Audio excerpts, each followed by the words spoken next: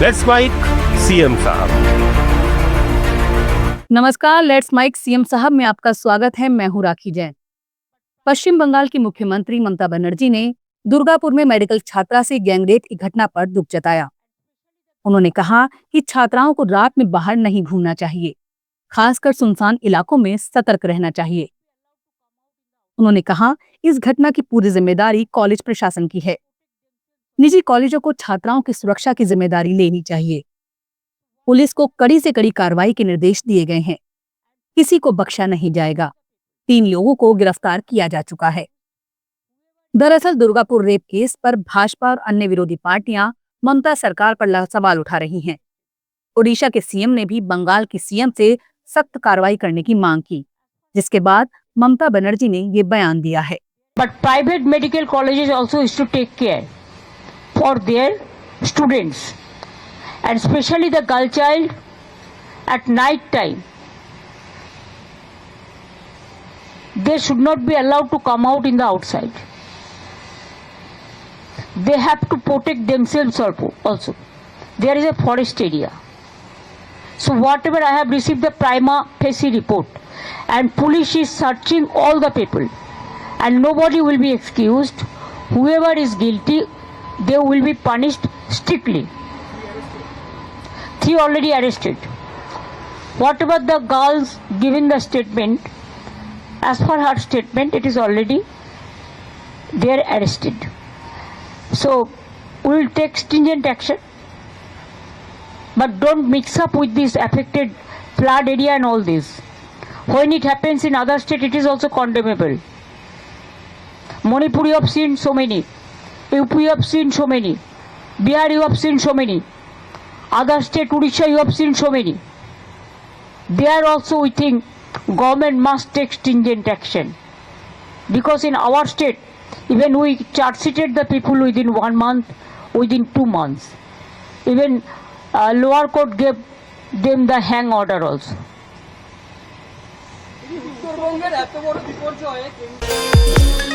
महाराष्ट्र के मंडलगढ़ में बने नए दीवानी और फौजदारी न्यायालय भवन का उद्घाटन भारत के मुख्य न्यायाधीश भूषण गवई ने किया।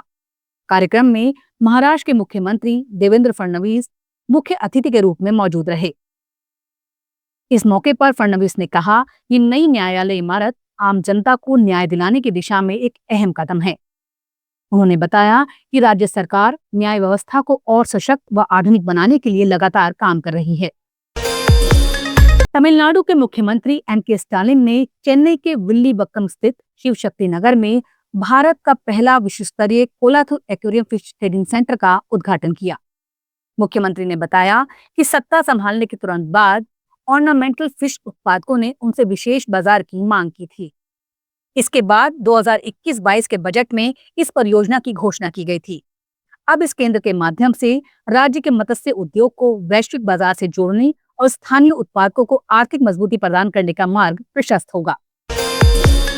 गुजरात के मुख्यमंत्री भूपेंद्र पटेल ने बीजापुर में Sardar Patel cooperative credit society की रजत जयंती के अवसर पर आयोजित समारोह में भाग लिया।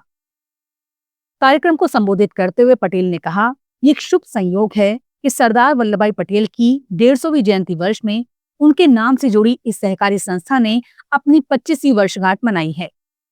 उन्होंने प्रधानमंत्री नरेंद्र मोदी और केंद्रीय गृह व सहकार मंत्री अमित शाह के मार्गदर्शन में राज्य के सहकारिता क्षेत्र में हुए क्रांतिकारी बदलावों का उल्लेख किया। मुख्यमंत्री ने विश्वास व्यक्त किया, ये संस्था स्वदेशी और आत्मनिर्भरता को बढ़ावा देते हुए विकसित गुजरात से विकसित भारत के लक्ष्य को साकार करने में अहम भूमिका निभाएगी। दिल्ली की मुख्यमंत्री रेखा गुप्ता ने जवाहरलाल नेहरू स्टेडियम से 20वें वेदांता दिल्ली हाफ मैराथन को हरी झंडी दिखाकर रवाना किया। इस अवसर पर केंद्रीय मंत्री किरेन रिजिजू और दिल्ली सरकार के मंत्री आशीष सूद सहित खेल जगत की कई गणमान्य हस्तियां मौजूद थीं।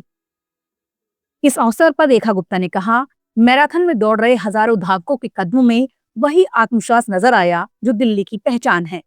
मेहनत, जागरूकता और आगे बढ़ने का जुनून, ये उस दिल्ली की झलक है जो हर सुबह अपने बेहतर कल के लिए निकल पड़ती है, जहां फिटनेस एक आदत है और सकारात्मक ऊर्जा उसका स्वभाव। 6, 5, 4, 3, 2, 1, and go!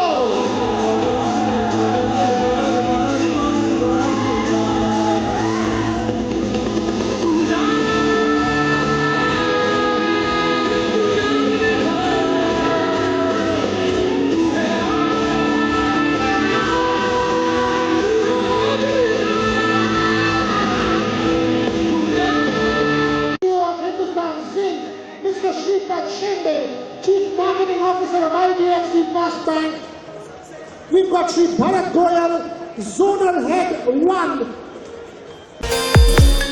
राजस्थान के मुख्यमंत्री भजनलाल शर्मा ने जल संरक्षण, जन भागीदारी, जन आंदोलन कार्यक्रम में कहा, प्रधानमंत्री ने जीएसटी की दरें कम की हैं। आपने टैक्स बढ़ते देखा होगा, कभी घटते देखा है? अब देखिए, ट्रैक्टर, कृषि उपकरणों की खरीद में पैसे की बचत हो रही है। प्रधानमंत्री ने देश को कितना लाभ दिया है। गरीबों को रोटी, कपड़ा, मकान तीनों में लाभ देने की कोशिश की जा रही है। आपने देखा जीएसटी में कितनी कमी की है देश के यशस्वी प्रधानमंत्री नरेंद्र मोदी जी ने। आपने देखा होगा, अरे पैसा बढ़ता, टैक्स बढ़ता देखा होगा, लेकिन घटता हुआ नहीं देखा होगा। अरे 18% से 5%, 12% से 5%, 28% से 18% कितना टैक्स घटाया है। एक ट्रैक्टर पर कितना फायदा हो रहा है, एक ट्रैक्टर पर कितना फायदा हो रहा है। एग्रीकल्चर के जो इक्विपमेंट आते हैं उसमें कितना फायदा हो रहा है। एक बड़े ट्रैक्टर पर 65,000, 60,000 से लेकर के 65,000 रुपए तक किसान को बच रहा है। अगर कोई छोटा ट्रैक्टर ले रहा है तो 45,000 रुपए बच रहे हैं। आप देखिए कितना बड़ा फायदा दिया है। आप कोई भी सामान लेने जाते हैं तो उसमें कितना फायदा हो रहा है। ये हमारे सभी आम जन को फायदा देने के लिए, क्योंकि देश के यशस्वी प्रधानमंत्री नरेंद्र मोदी जी उस गरीब को कपड़ा, रोटी और मकान तीनों के लिए फायदा देने का काम किया है, तो देश के यशस्वी प्रधानमंत्री नरेंद्र मोदी जी ने किया है। मैं आज के इस कार्यक्रम के माध्यम से यह अभियान उन प्रवासी राजस्थानियों को अपनी मातृभूमि के विकास के योगदान के करने के लिए एक सार्थक माध्यम प्रदान किया है। मैं आज उन सभी प्रवासी राजस्थानियों को जो कर्म भूमि से मातृभूमि के लिए काम कर रहे हैं, आप उन सभी को मैं बहुत बहुत धन्यवाद देना चाहता हूं, बहुत बहुत शुभकामनाएं देना चाहता हूं कि राजस्थान के लिए वो आगे बढ़कर के आए और काम कर रहे हैं।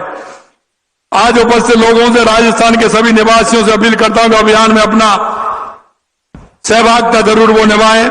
प्रत्येक परिवार का संकल्प लेना होगी, अपने घर, खेत, आसपास वर्षा जल संचय की व्यवस्था करें।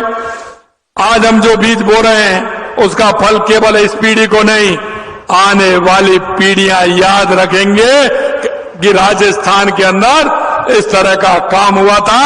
और मैं धन्यवाद देना चाहता हूं माननीय पाटिल साहब को कि जिस अभियान को। मध्य प्रदेश के मुख्यमंत्री मोहन यादव ने कहा, जिस तरह पल्स पोलियो अभियान में दवाइयों के जरिए पूरा देश पोलियो के खिलाफ लड़ रहा है, उसी तरह आज हम भी 18 जिलों में 35,50,000 बच्चों को दवा पिलाने का अभियान चला रहे हैं।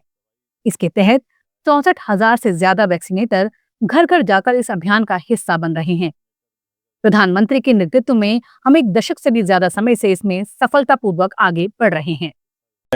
आज पल्स पोलियो के खिलाफ जिस प्रकार से पूरा देश दवाई के माध्यम से युद्ध लड़ रहा है, हमने सबने भी आज प्रदेश के अंदर लगभग 18 जिलों में 39.5 लाख से ज़्यादा बच्चों के लिए जो दवाई पिलाने का अभियान चलाया गया है, जिसके माध्यम से 64,000 से ज़्यादा वैक्सीनेटर घर घर जा कर के इस अभियान का हिस्सा बनेंगे। मेरी अपनी ओर से लोक स्वास्थ्य एवं चिकित्सा विभाग को बधाई, जो सफलता के साथ माननीय प्रधानमंत्री जी के नेतृत्व में 1 दशक से ज़्यादा समय से हम बहुत सफलता के साथ इसमें आगे बढ़ रहे हैं। कोई भी बच्चे को जीवन में बीमारी नहीं आए है, हम सबका प्रयास है, और कौन माँ बाप चाहेगा कि उनका बच्चा इस बीमारी से ग्रसित हो। जो पल्स पोलियो के, खासकर पोलियो की जिनको कठिनाई होती है, उनका जीवन वास्तव में बहुत तकलीफ का रहता है, लेकिन हम प्रयास करें कि बचपन से ही इस दवाई का उपयोग करते उनका जीवन सुरक्षित करें। मेरी अपनी ओर से पल्स पोलियो दिवस के खिलाफ सभी मित्रों को बधाई। लेट्स माइक सीएम साहब में फिलहाल इतना ही। देखते रहिए, सुनते रहिए लेट्स माइक। नमस्कार।